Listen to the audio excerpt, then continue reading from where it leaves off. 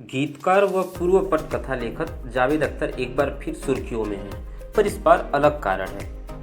वह इस बार किसी विवाद के घेरे में नहीं है, परंतु इसलिए सुर्खियों में है क्योंकि उन्होंने धार्मिक स्थलों पर उपयोग होने वाले लाउड स्पीकर पर सवाल उठाए हैं। खुद एक ट्वीट करते हुए जावेद अख्तर ये लिखते हैं कि भारत में लगभग 50 वर्षों तक लाउड स्पीकर पर अजान देना हराम रहा, लेकिन ये फिर हलाल हो गया और इतना हलाल कि इसका कोई अंत ही नहीं नज़र आ रहा है।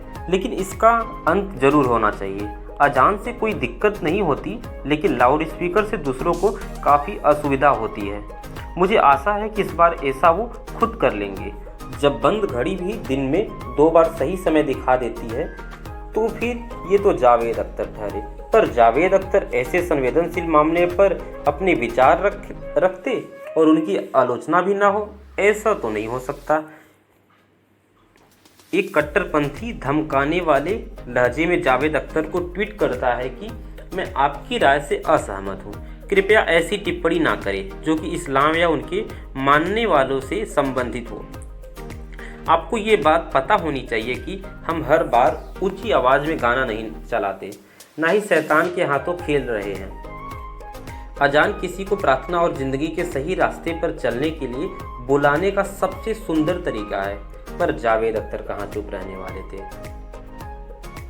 अपने ही अंदाज में भी पलटकर जवाब दिया कि तुम ये कहना चाहते हो कि इस्लामिक विद्वान जिन्होंने लगभग 50 साल पहले लाउड स्पीकर को हराम घोषित किया था, वे सभी गलत थे और नहीं जानते थे किस बारे में बात कर रहे हैं। अगर तुम्हारे अंदर हिम्मत है तो कहो, मैं तुम्हें सभी इस्लामिक विद्वानों के नाम बताऊंगा।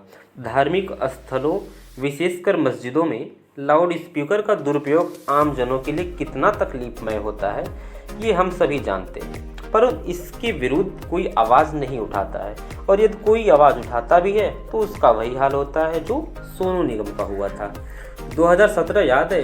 हाँ, वही साल था जब यही काम किसी और कलाकार ने किया था, परंतु तालिया के जगह उसे गालियाँ मिल रही थी। हम बात कर रहे हैं सोनू निगम की, जो कि धार्मिक स्थलों पे लाउड स्पीकर को लेके आपत्ति जताई थी। इस मुद्दे को लेके उन्होंने भी ट्वीट किया था, ईश्वर सबका भला करे। मैं मुसलमान नहीं हूँ, लेकिन इसके बाद भी मुझे सुबह सुबह अजान की आवाज़ के साथ उठना होता है। पता नहीं भारत में ज़बरदस्ती की धार्मिकता कब खत्म होगी। मैं इस बात का भी बिल्कुल समर्थक नहीं हूँ कि कोई मंदिर या गुरुद्वारा लोगों को उठाने के लिए बिजली का उपयोग करें, जो कि उनके धर्म को नहीं मानता। तो फिर ऐसा क्यों? गुंडागर्दी है बस। परंतु ये जानते हुए भी कि सोनू निगम के किसी संप्रदाय को नहीं जोड़ा था। हमारा तथाकथित बुद्धिजीवियों ने सोनू निगम इस्लाम विरोधी बातें कर रहे हैं, जिसके बारे में अनेकों मौलवियों ने फतवा जारी कर दिया। एक मौलवी ने तो सोनू निगम को सर मुड़वाने पर 10 लाख रुपए का इनाम तक रखा था।